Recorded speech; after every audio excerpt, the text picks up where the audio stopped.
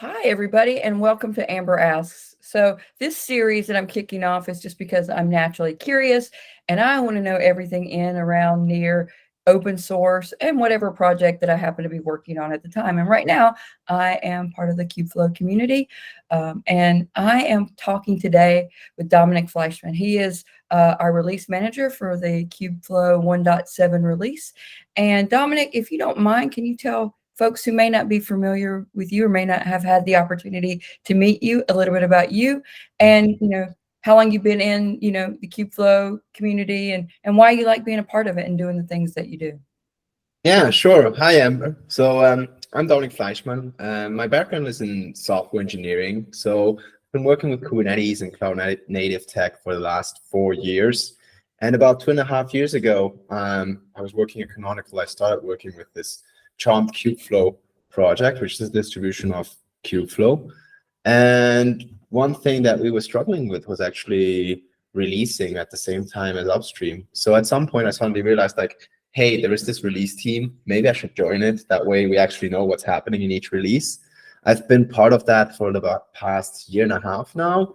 And in this release, they offered me the role of release manager and I accepted it. And yeah, it has been some fun 6 months since I've been doing that job. It has been very fun. Well, I know that you brought your energy and your excitement and your expertise that you've seen, your experience, to the release team, and we've made some significant changes. Now, having said that, we're getting ready to release Kubeflow 1.7 on the 29th of March. What can you tell the community, about this release? So this is a very big release. So this has been the longest development cycle we've had since Kubeflow started. So it has been over 6 months since we started with this release cycle. And a lot of things are happening. So Kubeflow is now in a state where it's becoming a lot more mature. Before, there was a lot of things that were unfinished or not entirely completed, but now we're at a state where we're just polishing features. So some of the things that already were there, they're now being expanded. We are also integrating with new trends in the industry, like certain technologies that have come up now. We are trying to integrate them. And one thing that I find super interesting and super exciting is that we're actually starting to work with other open source projects to integrate them with Kubeflow, which I think is a very, very healthy way of building a bigger open source ecosystem. So yeah, it seems like Kubeflow is starting to be more refined, and yeah, it's really showing. The quality is getting better and better in the whole project. As you mentioned, this has been the longest release cycle to date since the project started in, I think, mid 2017, July 2017, Mhm. I believe. It's when the first commit outside of the initial PR happened. And when you look at that, and you've seen those release cycles and things that have been happening across the community since then. And now that you've been the release manager, what do you think was the biggest challenge that you faced as a release manager for this cycle? So the more I spend in the software industry, the more I realize that the hardest parts are not actually the tech itself, but actually working with the people. So it's hard to align on the same idea or on a timeline if you're working at a company, but on an open source project, it becomes just so much harder because everyone has their own priorities. Everyone has their specific time to actually work on the open source project. So you really have to rely on goodwill of people and good collaboration. And that becomes hard. And as a release manager, I realized that I really had to juggle this, make sure I use everyone's time correctly, make sure everyone is on the same page and is working on the same thing at the same time. So that was a bit of a challenge for me. I was in a company background where it's just a lot easier to get people to do what you think they should be doing. But here, you actually have to compromise. You have to communicate. You have to get a consensus, which is challenging, but it also is such a refreshing way to work with because it's just you actually need to make sure everyone is on the same page, which is fun, and I really enjoyed it. I often use the word fun because I don't know a better word, because any other word I think of could have a negative connotation, and I don't mean it that way. One of the things I think that a lot of people don't realize is in complex communities and projects such as Kubeflow, where you have multiple, 10s, 20s, even beyond that we don't even know about, who are building some type of distribution or guide on top of a project that they don't own the trademarks to. It's very complex and it's very nuanced, and you don't realize, like you said, that compromise or that communication, communication, collaboration, contribution, right? And Yeah. so you're communicating, people are collaborating, and that turns into a contribution. And I think that, we often hear, oh, just do it like this project or just do it like this project. Well, when the corporate entity owns the trademark, like you say, it is a lot easier to have that kind of direction and say, this is where we're going. But when you've got, the cool thing that I think about when I think about Kubeflow is we do have these working groups that can be standalone entities by themselves. When you think about pipelines or, manifests or like, notebooks or whatever, like we have these different working groups that do standalone, but at the end of the day, getting everybody to come together and agree, what version of Kubernetes are we going to release on across the board? What are we going to support? All those different things coming together. I don't think, especially folks who have been part of one of those open source projects where there's one corporate sponsor that owns the trademarks and you're building on top of that for your company, think about, Red Hat and Fedora, or, Ubuntu and Canonical, those type of things. And, or Elastic and Elastic Beat and stuff like that. When you have, where one ring that kind of rules that project, right? Here, it's not like that. It's very complex. So I think that, I'm hoping by explaining a little bit more about this, that people will understand that, I tease them because I'm a Lord of the Rings fan. There's not, one does not like the meme. One doesn't simply deploy Kubernetes. One doesn't simply deploy Kubeflow either, right? And so there are all these other nuances. And what I like too about this community and this project is everybody listens, or seems to.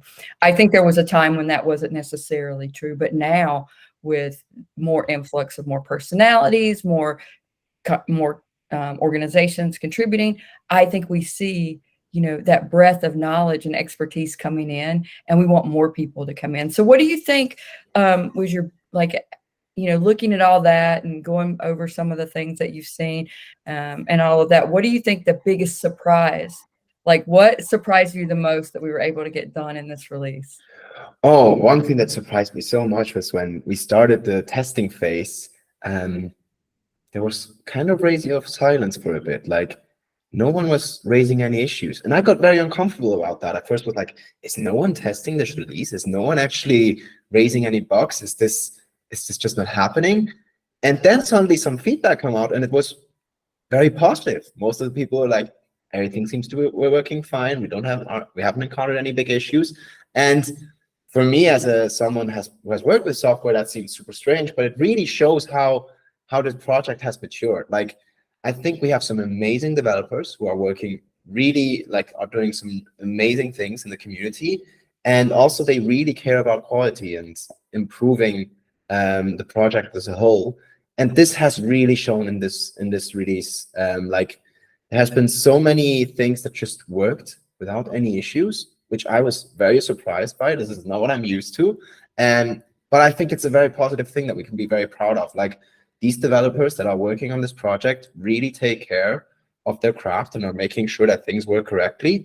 And it is showing in this release. We haven't encountered major issues. There were some, of course. There's always some issues in software, but none of them were extremely worrying or anything that I was super concerned about. And that really surprised me. I didn't expect that, but I just want to give a big shout out to all the developers. They are doing an amazing job, and they pleasantly surprised me about that. Yeah, and is there anything else that you can tell the community? Like, we talk about, breaking changes. We talk about what's new. We talk, you're talking about the personalities and the complexity of, putting a Kubeflow release out. But what's new with this release? What do you think people are going to be really pleasantly surprised, or like, yeah, it's about time, whatever lane people fall in, either it's about time or wow, this is great. How cool is that? What do people expect?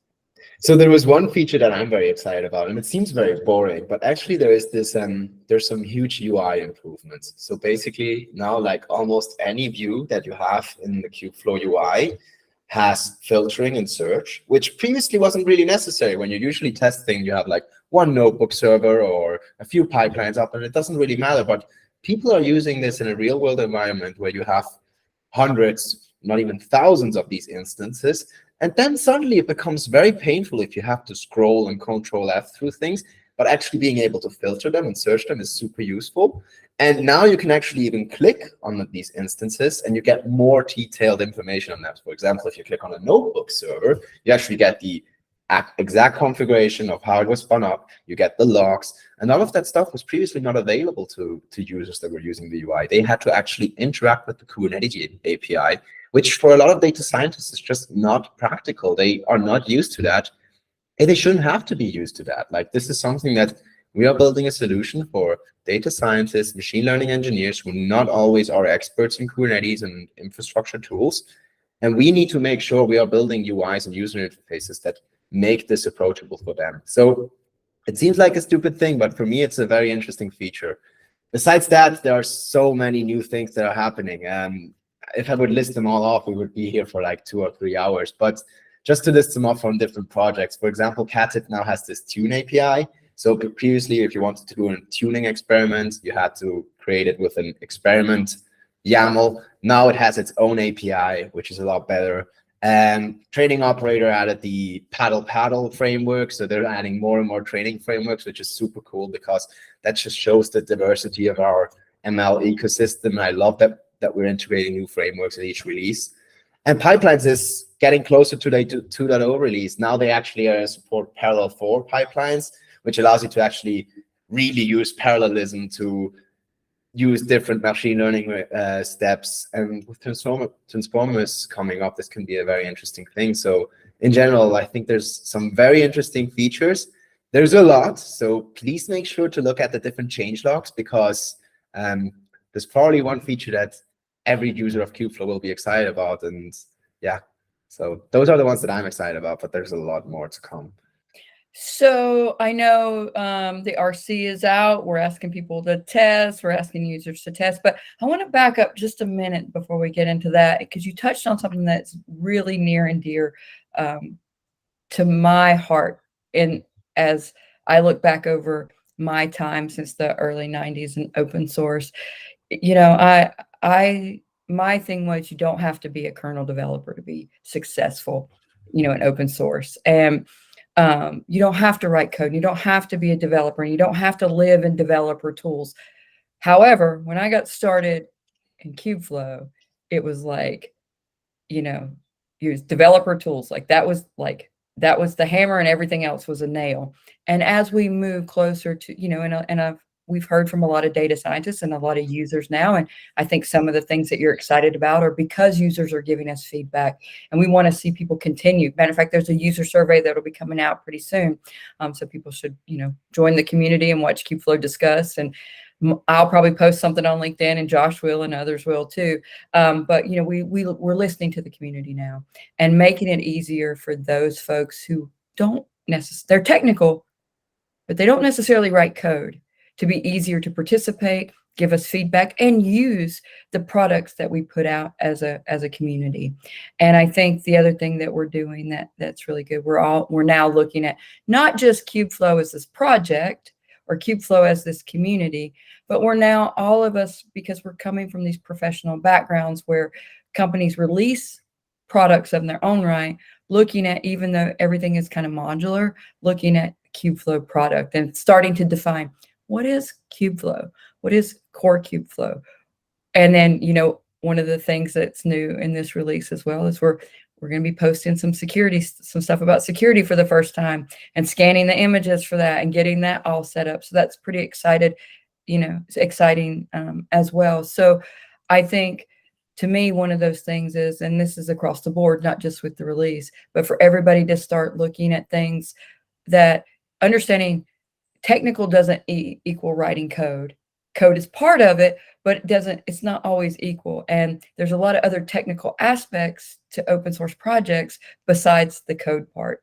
And as we look at that, and as you talk about data scientists, I spoke to, I don't know, close to 150 data scientists late last year.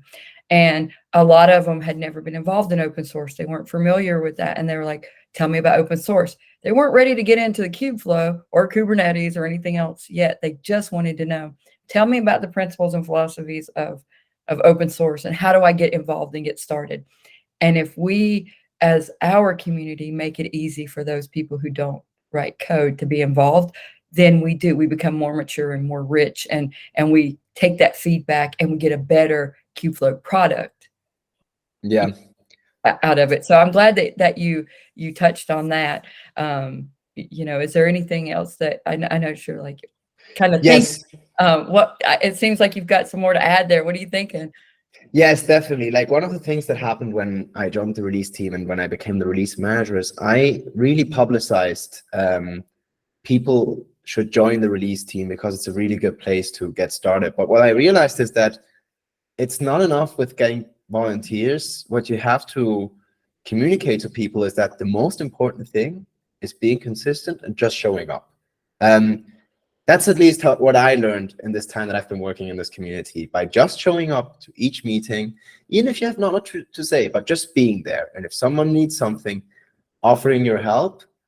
That way, you slowly build confidence, and you will slowly get more and more roles and be able to actually really deliver and help the community. But the most important thing is being consistent about it. And I think that's one of the things that people really struggle with. They join the first meeting, they felt like they didn't contribute a lot, and then they get disencouraged because they feel like, oh no, I can't really do much there. But really, the beginning is just being there, joining, being consistent, trying to keep up with what they're talking about, and slowly you will get the opportunity to contribute and help. Like, there's so much work to do, and I think the most important thing that people need to learn is you just need to be consistent. Just show up, and things will happen. At least they happen for me, and I think it will be the case for most people. So yeah, I completely agree with you. Like, the community is very rewarding and it's very satisfying, but you need to take your time and be patient so that things slowly start to happen. Yeah, and I think, one of the things that I've seen just in watching people from their first meeting to, 3 or 4 months into it, where they were quiet before, but as they start joining meetings and participating, maybe somebody asks a question, hey, what about this? They might not know the answer, but they go, hey, go check out this link. Here's the meeting notes, or here's this repository that I just learned about that you can go and look. So, you may not be able to answer their question, but you can point people in the right direction. And sometimes pointing people in the right direction is even more helpful than giving them the answer, right? Because you learn, they learn. And I often tell people, I might not know, and you're asking the question, so let's go learn together. And then by you learn together and then you share that knowledge, the community grows and everybody's knowledge grows. And I think it begins, like you said, with just showing up, just, wanting to know more about it and be engaged. And so with that, how can people, I know we're getting ready, like I said, to release 1.7 on the 29th of March. And so we'll release that, and then we'll start looking for folks to join the release team and start working on 1.8, or even not even the release team. Maybe their passion is manifest, maybe it's notebooks, maybe like pick any, part of, maybe Catib, but maybe, pipelines, whatever piece of Kubeflow it is. If you don't want to work on the release team, maybe you've got an interest in another group. What's the best way for people to take a look at that and kind of get started on that? I think the best place is just start joining the community meetings, regardless if it's the community as a whole or if it's one of the specific working group meetings. Being there, sharing ideas, especially now that we're getting ready for 1.8. Like, one of the things that I really want to make sure we do once the 1.7 release is out and before we actually start the whole development cycle of 1.8 is that we define a clear roadmap and some clear timelines. And I really believe that great things are achieved when you have a common thread and a common goal. And this is one of the things that in 1.7 we tried it a bit, but we weren't able to fully accomplish that common thread and common goal. And I really hope the community can get together and achieve this a bit more in 1.8. So I would encourage anyone who is interested in this community, just join meetings, provide ideas, provide things that you want to see in Kubeflow. And that way we can slowly form a common roadmap and a common goal of what we want to achieve in 1.8. And if we get there in the next month and have like a clear mission of, okay, 1.8 will be the release of this specific thing. I think that will make the whole community feel more as a whole. And it will also allow the developers to feel like they have a clear mission and a clear goal, because a lot of times I feel like they are very much focused on what their working group, what their component needs right now. And that is great, but sometimes they really like to receive more feedback of what the users actually want, how they can integrate better with these different components. So I think just if people have ideas, if people have feedback, or if people just want to join in and learn, join the meetings, start listening. And if you feel like you can speak up or add something, just do it, because we really need that. We need feedback. We need people to tell us what they want, what kind of direction we should be going. And that way we can grow as a community. And I'm excited. I think we are doing the right steps to slowly get there. I think in 1.7 we did some really important things to get there. We had a common roadmap from the start, and I hope 1.8 is even better in that sense. You know, I've noticed that, you know, from, you know, 1.5, you know, 1.6 and now 1.7, where, like you said, the working groups and the components were sort of out there kind of doing their thing. But as new people join each of those groups and come together, it's like now everybody's starting to row in the same direction. Like they have their autonomy, but also realize they're part of the greater whole of Kubeflow. And now everybody's sort of talking and working together and coming together. And I hope, what I'm excited about in 1.8 is hopefully the working group leads and the component leads will all come together and help build that common roadmap. You know, each of those groups have their own roadmaps, but now let's look at the whole, and hopefully everybody will define that overall, the overarching roadmap. And instead of like, oh, each group has their own roadmap and let's hope it syncs up. I think everybody's taken a very deliberate effort to come together and look at the whole and make it stronger. So I think that's going to be one of those things too. So if you're a user out there, if you're a Kubeflow user and you've got input and you're like, I've got this feedback, good, bad, or ugly, that you can say thanks. You can say, this is kind of painful. You can say, guys, what are you doing? Or gals, what are you doing? Hey, y'all, what are you doing with this? Like this is hard. You know, we need that feedback. So whether you're getting your Kubeflow from Kubeflow itself, whether you're getting your Kubeflow from one of the distributions, or you know, from a buddy, you know, that works at another company, here you go, try this, right? However you're getting your Kubeflow, give us feedback. You know, let us know. Let us know what would be, hey, it'd be great if you're a distribution and you're always fixing the same things, whether that's CVEs or you're spinning a new image or you're doing whatever. If you're always doing the same thing with what we distribute, let us know, because wouldn't it be a lot better if we fixed it upstream than you having to fix it with every release? Think about those things. So regardless of where you get it, if you're using Kubeflow, we want to hear from you. So stay tuned for that user survey, join the community meetings, hop in Slack and give us feedback. You know, you can ping Dominik, you can ping me, you can ping Josh, you know, anybody that you know who you know is active. You can say, hey, I've got this issue. One of us will get you to the right team, group, whatever, and we'll document what you're saying. File an issue. I'll tell you, one of the things that you know, I like I said, I don't write code, but I'm having fun, you know, playing around with GitHub and, you know, filing issues and doing pull requests, and GitHub makes it really easy. So if you're one of those folks that says, you know what, I'm not a command line person, I don't want to learn Git, you know what, GitHub makes it a little easy. There's some great tutorials out there, and there's great people in the community that'll help you get started. So all you've got to say is, I need to do this pull request. I'm not sure how to do it. You let somebody know. Somebody's going to jump on. You're going to share your screen. Everybody's going to walk you through it. And that includes everything from, you know, do you need a GPG key? Do you need, like, whatever you need across the board? They're going to help you with that, because that's what we do in community, and that's how we work together. So we want to hear from you. Also, you know, we've got a lot of stuff coming up. We've got a Kubeflow machine learning meetup in New York, in Manhattan, on April 4th, and I'll put the details in the notes for this. We've got the release coming up on the 29th. I'll put the link to the RC if you want to try it out and get some feedback between now and the 29th. I'll also put the links in there for the Kubeflow website and where you can get started to join the meetings and get on the calendar, add the calendars to your calendar, all of that stuff. We've got so much that is going on, and we're always looking for, if you want to speak on, if you're in, near, or around, the Kubeflow ecosystem, those integration pieces, if you're part of one of the working groups and you want to talk about what you're working on, or you want to, or you're one of the integrate, like we're talking to ML Flow, we're talking to Bento ML, we're talking to Ray, we're talking, like, the list goes on and on with all these different integrations. So if you're a person that, or you're working on a project that integrates with Kubeflow, let us know.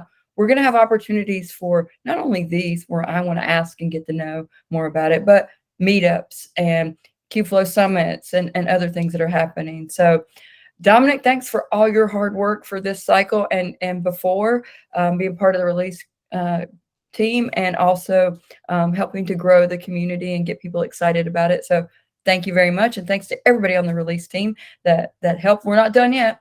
We still got 2 more weeks to go. So we'll let you know. Anything else I haven't asked you about, Dominik, before we end the call that you'd like to tell folks about?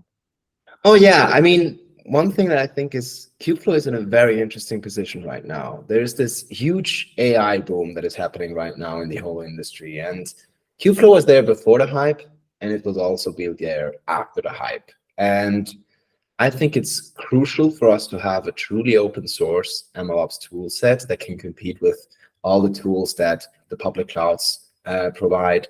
And I think Kubeflow is in the right position to be that tool set. And I think for that, we need to be open as a community, and we need to be open for any new user. So there is things like the usability team that is spinning up to actually help us improving the user experience. And there's all of these efforts that you are doing, Amber, to make the community more open. And I think these are the right things that we need to do to actually achieve our goal to be one of the parts of this common MLOps open source ecosystem.